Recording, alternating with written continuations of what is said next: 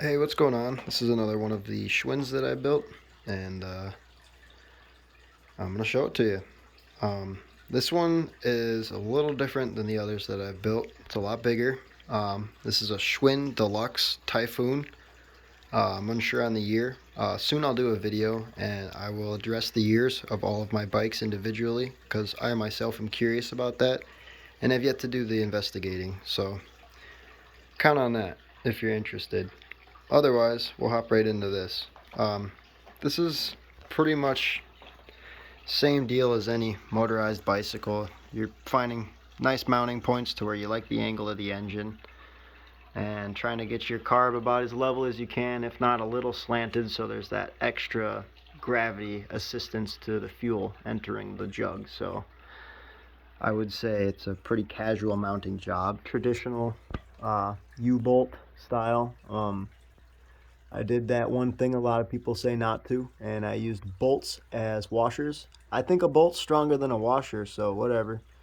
Yeah, this one is not pedalable, as you can see. There's no chain on it.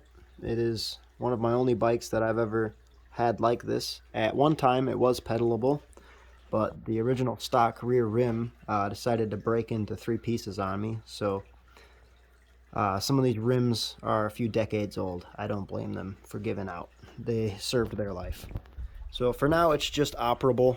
It's actually a front rim off of a different bicycle, and I just put it on the back and sprocketed it, and it does the trick pretty well, to be honest. The only thing that was honestly difficult with this bike was the chain, because I actually had to lengthen it, because the chain that came with the kit wasn't long enough. So I had to take from another chain I had, lengthen it, and I got it to fit, and found a good tension that I like with it. Everybody prefers different tensions, I feel like, but I like mine kind of tight.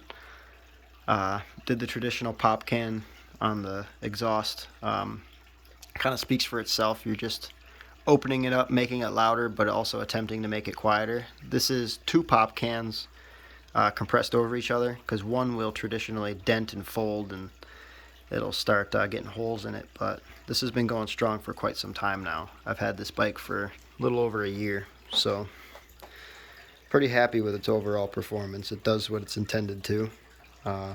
Could use a better seat for sure. This is just the only one I have for the time being. I wasn't too crazy about the handlebars at first. I like taller handlebars personally, but they kind of started to grow on me a little bit, and the way they feel when you're riding are actually pretty comfortable, and you're not leaning too far forward on the bike, so it kind of doesn't bother me. It's all right.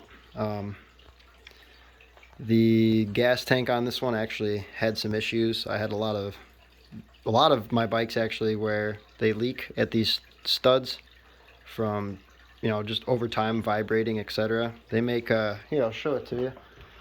It's this stuff right here, tank weld, JB Weld tank weld. Man, this stuff's a lifesaver, I'll tell you what. Highly recommend this product for a leaky gas tank. The gasoline doesn't eat through it, and I mean, I've had it on a couple of my bikes for quite some time now, and it's still has yet to prove itself unworthy. So pretty neat stuff. Something that's different about this bike than some of my other ones is the style of clutch. There's two different clutches that come with the kits that I've noticed lately. There's this one that will go too far and be weird, and then you got to play with it, and I don't know, I don't prefer these ones. There's the ones with the button where you just push the button to lock it. They're way better. They lock better. They're just better. So I don't recommend these clutches with these little tabs, but it works, and it's better than no clutch at all. So also same with throttles. I like this style throttle over the plasticky crappy ones that a lot of the bikes will have. Like this guy right here. Just feels cheap and crappy. I don't know. Like if the bike fell on its side, this would definitely break, and yeah, don't care for it. So this throttle is definitely the better, in my opinion. As far as custom modifications to the bike, get this. Woohoo, this is some real professional work right here. Yeah, I've had that tensioner all over the place, and this is where I found it to be the best spot. I I recommend self-tapping screws on your tensioners if you don't want them moving on you. It works really well, and it's what I'm going to be doing to all my bikes from now on. But I'm actually pretty excited because I have a gentleman that lives in the same town as me, here in Weyauwega, Wisconsin, and he has the exact same bike, non-motorized of course, in his garage, and he said he'd sell it to me for $40, so pretty soon here I'm going to go grab that bike, and I'll have two of the same bike, and I'm excited for that. Potentially I'll sell one of them after I motorize it. But yeah, this is my Typhoon Deluxe build. Nothing too crazy or special about it. It's just part of my collection. I ride this one often. For a while it was my main commuter around town, other than my Subaru Forester. So that's a discussion for another video.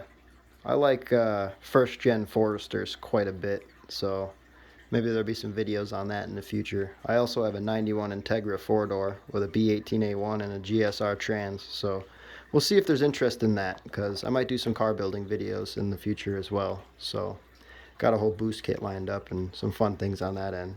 But yeah, hope you enjoyed, and hope this was worth your time.